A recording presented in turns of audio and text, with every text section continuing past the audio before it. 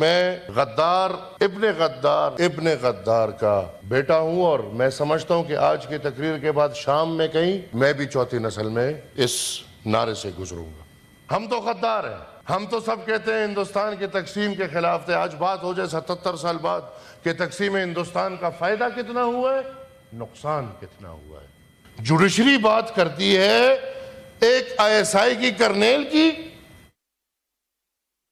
ہمیں 1000 دفعہ غدار بولا جائے ہمیں تکلیف کبھی نہیں ہوگی۔ پرکسی کو پرکسی بولیں گے تو تکلیف ہوگی۔ جس دن آپ کے بانی، آپ کے ملک کو بنانے والے نے جس دن فوج کے سامنے، فوج کے ایک تقریب سے یہ بات کی کہ یہ ملک اس لیے نہیں بنا کہ آپ اس پہ حکمرانی کریں۔ مسئلہ آپ کا شروع ہوتا ہے 47 میں۔ ہندوستان آزاد ہوتا ہے اور پاکستان بنتا ہے۔ میری بات سے اگر کسی کو تکلیف ہو، میں واضح کر دوں کہ میں اس وطن میں، اس ملک میں غدار ابن غدار کا بیٹا ہوں، اور میں سمجھتا ہوں کہ آج کی تقریر کے بعد شام میں کہیں میں بھی چوتھی نسل میں اس نعرے سے گزروں گا۔ تاریخ حقیقت ہوتی ہے، اور تاریخ سے آنکھیں پھیرنا، حقیقت سے آنکھیں پھیرنا آپ کو کبھی بھی مستقبل میں صحیح راستے پہ نہیں لے کر جا سکتا۔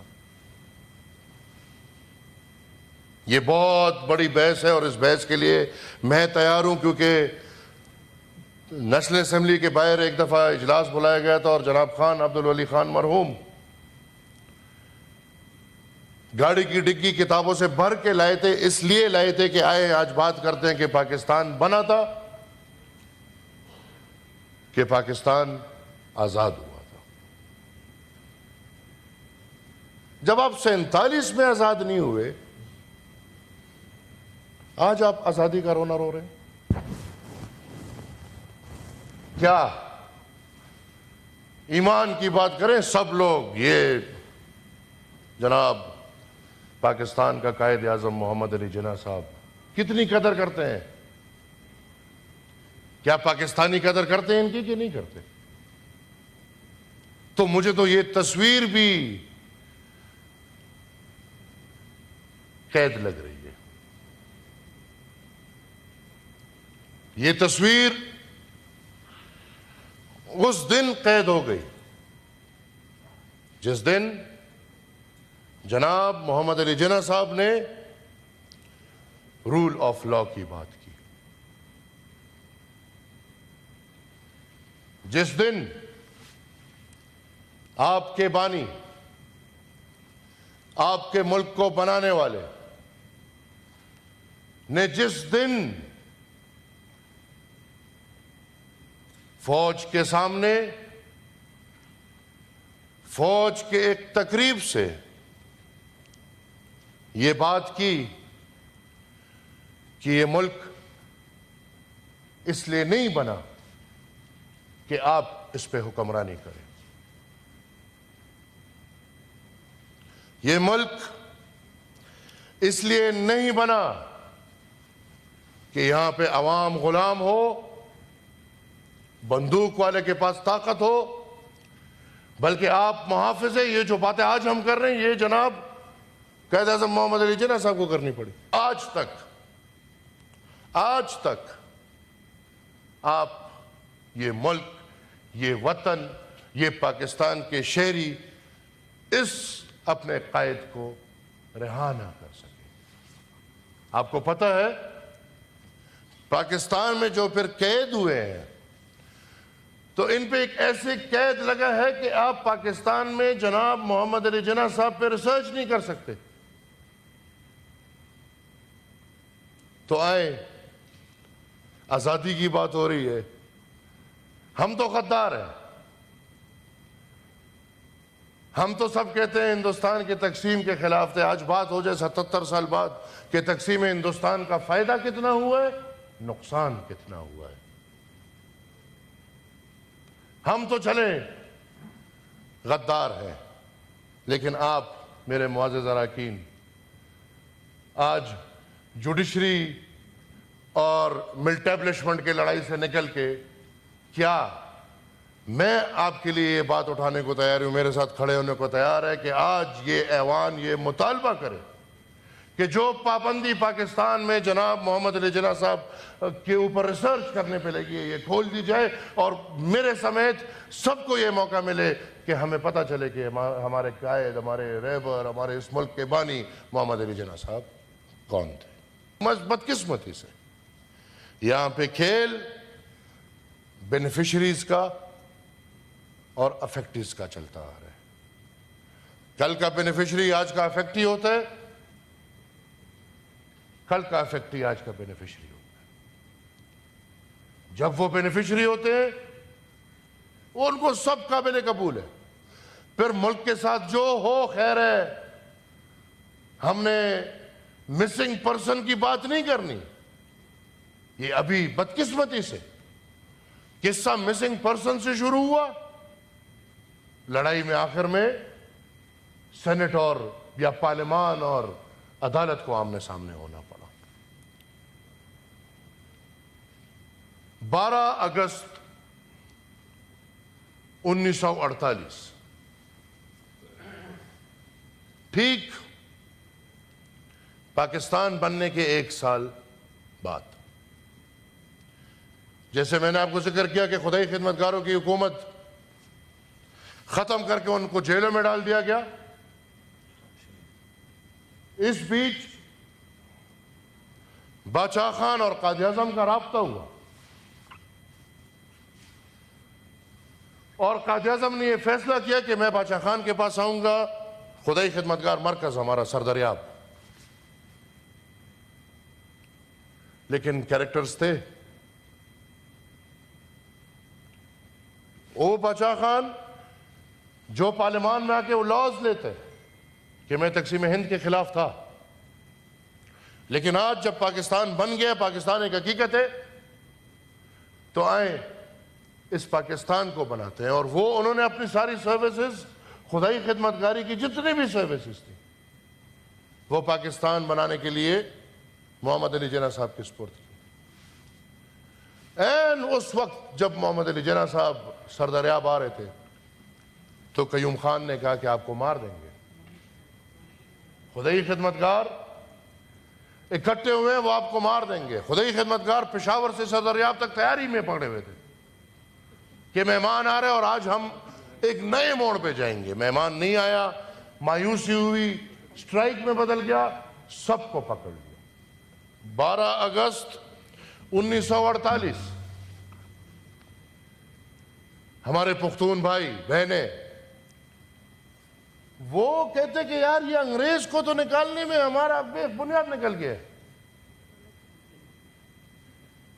انگریز کو کس نے نکالے؟ جی 2:30 بج رہے ہیں.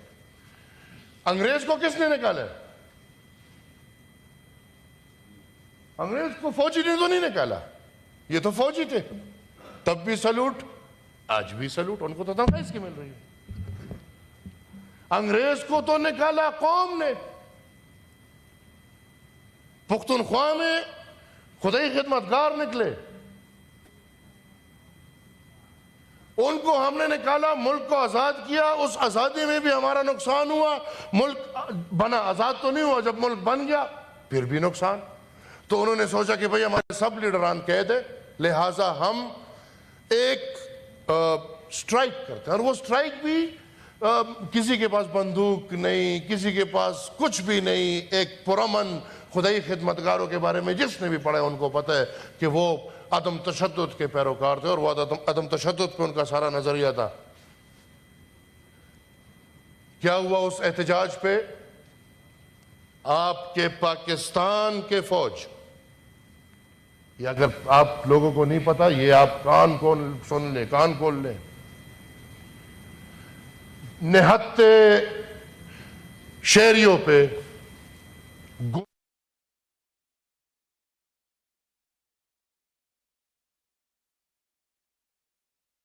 ہمارے چارسدہ کے عورتیں بچے گھروں سے نکل آئے کہ خدا کا خوف کریں، گودوں میں اپنے بچے لے کے آگے سروں پہ قرآن نکل کے لے آئے کہ آپ کیا کر رہے ہیں؟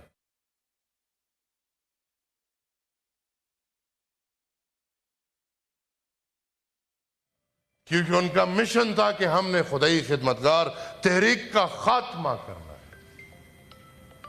آج تک ہم بھی اس ملک میں زندگی گزار رہے ہیں، ہمیں بھی یہ گلہ ہے، ایک ایک شہید کو ہم یاد کرتے ہیں۔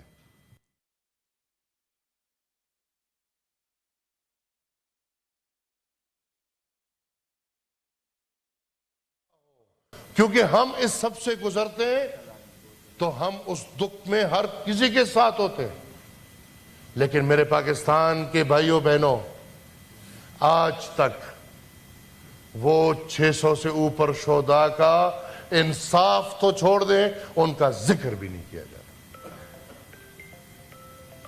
مشرط علوم کے اسٹوڈنٹس بیٹھے ہیں، کہیں کتابوں میں بھی یہ بات نہیں سنی ہوگی۔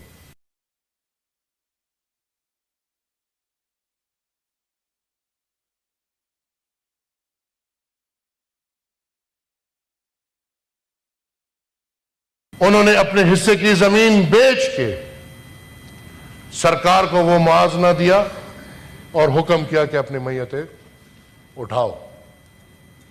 پھر ہم پختون قوم، بلکہ یہاں پہ سب قومیں ہیں جو بیٹھے ہیں، ہماری غمی اور خوشی واضح ہے۔ الحمدللہ چھپی ہوئی نہیں ہوتی کہ ہم لوگوں سے چھپائیں کہ ہم نے میت ہے، کوئی مرا ہے یا کسی نے شادی کر لی ہے۔ ہماری سب کچھ واضح ہوتا ہے، بچے بھی واضح ہیں، شادی بھی واضح ہے، غم بھی واضح ہے۔ کیا ہوا؟ جس گھر میں میت، اس ہر گھر کے باہر تیسرے دن سرکاری بینڈ باجا بھجوایا گیا۔ یہ دیکھیں، ٹھنڈک نہیں مل رہی تھی، سرکاری بینڈ باجا بھجوایا گیا، اور جس جس گھر میں دعا فاتح خوانی ہو رہی تھی،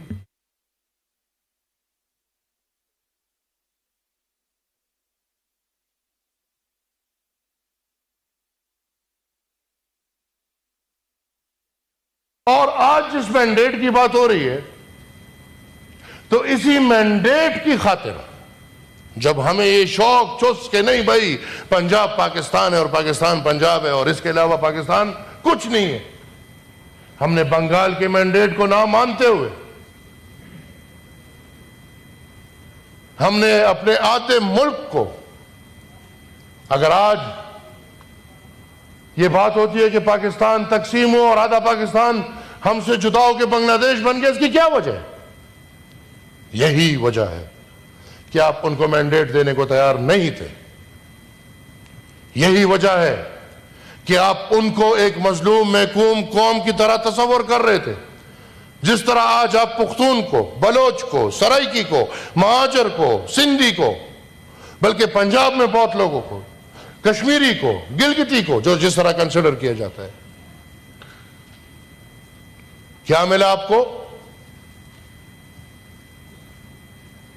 آپ کا ملک دو لخت ہو گیا، اور جب ملک دو لخت ہو گیا، بنگلہ دیش میں اس سال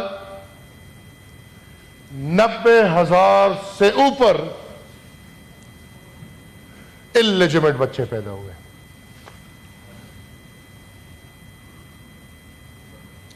کس نے کیے؟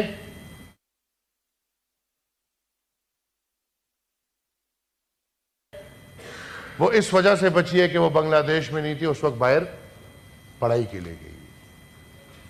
تو انہی سے عقل حاصل کر لے، ہم آج پھر اس نیت پہ پہنچے ہوئے۔ آج اس طرف والے، اس طرف والے، اس طرف والے، ہر طرف والے الیکشن کو داندھی شدہ سمجھ رہے ہیں اور مانتے ہیں جو بھی ہے، وہ اس طرف والے ہیں، وہ اس طرف والے ہیں، وہ کہیں کے بھی ہیں، اور الیکشن دھاندلی شدہ مطلب آپ عوام کا مینڈیٹ ماننے کو تیار نہیں۔ یا سینیٹر صاحب ان سارے ایشوز پر آپ اپنی سیٹنگ میں ضرور ابھی تو 32 منٹ ایک گزارش آخری، ادھر بات ہوئی، میں نے پھر سب کا ٹائم جو وعدہ کیا تھا نہیں ہو سک رہا ہے کیونکہ ان سے میں نے راؤ پہ رپورٹ مانگی اس طرح تو ہم بحث کرتے رہیں گے جی، نہیں مائک بند ہو جائے گا، نہیں بحث نہیں کرتے رہے، کوئی ہماری آواز ویسی بہت اچھی، پلیز آپ وائنڈ اپ کر لیں، مائک کی ضرورت ہمیں نہیں ہے، کسی نے 32 منٹس نہیں لیے سینیٹر ہم صاحب، مائک کو پیٹ کر کے بات گزارش ہے جی۔ پلیز۔ آج کیوں ہم زبردستی ایک پرائی لڑائی میں گھس رہے ہیں؟ جوڈیشری کو پرابلم تھا مسنگ پرسن سے، اور مسنگ پرسن بھی بھائی ہم بھی عجیب لوگ ہیں، سلیکٹیو مسنگ پرسن ہے بھائی، 100 لوگ مس ہو گئے کوئی مسئلہ نہیں، ایک مس ہو گیا ہنگامہ برپا کر دیا، ایک مل گیا مسئلہ حل، 32,000 مسنگ ہے بھائی، خیر ہے کوئی مسئلہ نہیں۔ یہ کیا ملک ہے؟ ترجیحات کیا ہے؟ اور پھر جوڈیشری بات کرتی ہے ایک ISI کی کرنیل کی